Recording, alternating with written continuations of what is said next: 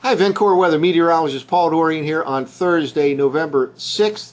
We have occasional rain here in the Mid-Atlantic region. A warm frontal system is combining with a cold frontal system to produce this occasional rainfall. The threat will continue right through the early part of tonight. Then colder air moves into the Mid-Atlantic region on Friday behind the cold frontal system. That chill will last right through the upcoming weekend, and then a reinforcing shot of cool air will keep us cool to begin next week, and then a major cold shot will first drop down from Canada into the northern plains and upper Midwest next Monday or Tuesday, and that major cold shot will reach the Mid-Atlantic I-95 corridor around Wednesday of next week. It looks like it'll be perhaps a record-breaking type of cold air outbreak for this early part of the winter season here, making news next week, no doubt, by the middle part of next week. In fact, before we get to the local current weather situation, let's look at the threat for a major cold shot by the middle of next week. This is from a website called tropicaltidbits.com,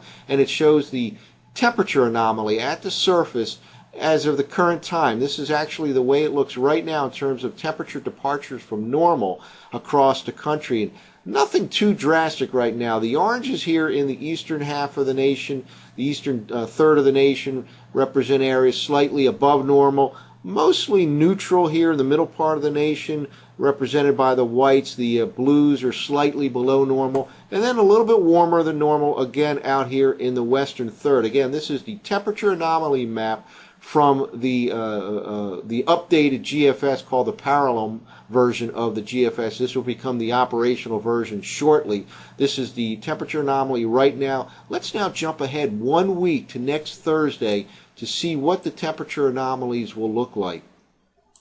And here we go, just a drastic change to cold throughout the eastern two-thirds of the nation. This is a major cold shot. It definitely will be making news as it could break some record low temperatures in the middle part of the country and all the way across the Midwest into the east during the week next week, the Tuesday, Wednesday, Thursday time frame. Again, this cold shot arrives in the I-95 corridor around Wednesday, and looks like Thursday and Friday of next week will be very cold relative to normal here in the east. Again, one last look at the current temperature anomalies, rather benign looking compared to 1 week from now, where a big cold shot affects the eastern two-thirds of the nation.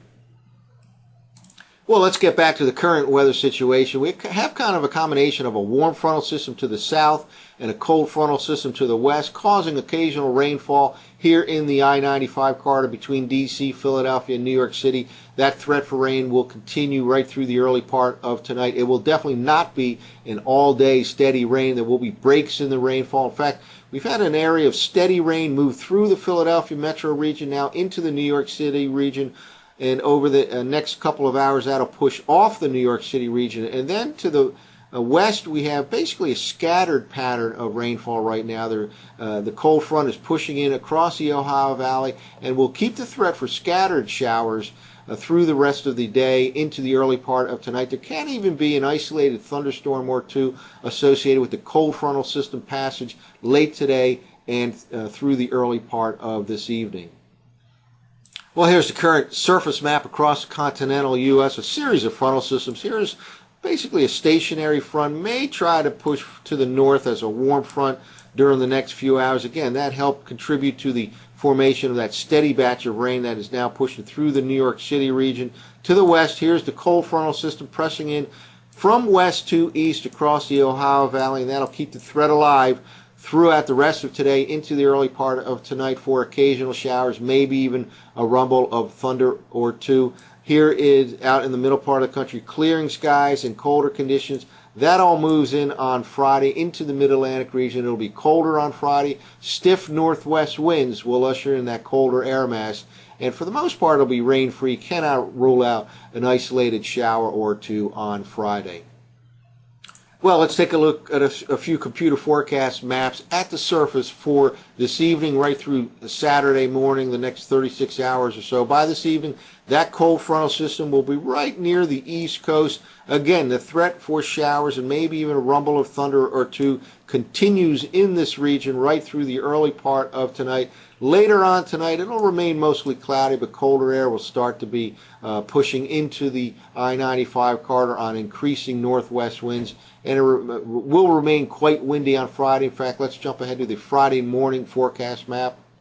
Well, here it is, the Friday morning forecast map, kind of a typical pattern for a post-frontal system here in the I-95 corridor, kind of strong north to northwest winds, mostly rain-free conditions east of the mountains. Cannot completely rule out a shower. High temperatures generally in the 50s, colder than normal for this time of the year. Up in the mountainous areas of western and northern Pennsylvania and West Virginia, there can be a few showers, maybe a few snowflakes mixed in during the day tomorrow as colder air moves in on stiff northwest winds. Now here's the forecast map for tomorrow night, Friday night. Now one thing to notice here, this pressure gradient is relaxing by this time. The winds will die down tomorrow night, Friday night, and it looks like we have a serious threat for a freeze, perhaps the first freeze in some parts of the I-95 corridor. Late Friday night, early Saturday morning, temperatures could drop all the way down to the upper 20s in some parts of the I-95 corridor. Certainly the suburban locations to the north and west have the best chance to bottom out in the upper 20s by early Saturday morning. But again, winds will die down tomorrow night, mostly clear skies expected in the cold air mass, and a good chance for a freeze with temperatures dropping to near 30 or even perhaps a couple of degrees below that in the suburban location of the I-95 corridor between D.C., Philly, and New York City, late Friday night, early Saturday morning. And finally, here's the forecast map from last night's 0Z GFS model run for Saturday morning. Not a bad day, but on the chilly side for this time of the year. High temperatures struggling to get past the 50-degree mark in many areas in the Mid-Atlantic region. Again, high pressure generally in control here, rather light winds, so not a bad day, but a little bit on the cool side. Another cool front approaches on Sunday, may produce a shower or two in this region late Saturday night and on Sunday. Basically, it'll reinforce the cool air into this region, and so we'll stay on the cool side Sunday and Monday. Turn a little bit milder on Tuesday ahead of a major cold frontal passage that will occur here in the Mid-Atlantic region on Wednesday. That frontal system will usher in the coldest air yet for this season, and cold air pours in on Wednesday, and it'll be way below normal for this time of the year next Thursday and Friday here in the Mid-Atlantic region. Again, a major cold shot invades much of the eastern two-thirds of the nation by the middle part of next week. Well, that's it for now. For VencoreWeather.com, I'm meteorologist Paul Dorian.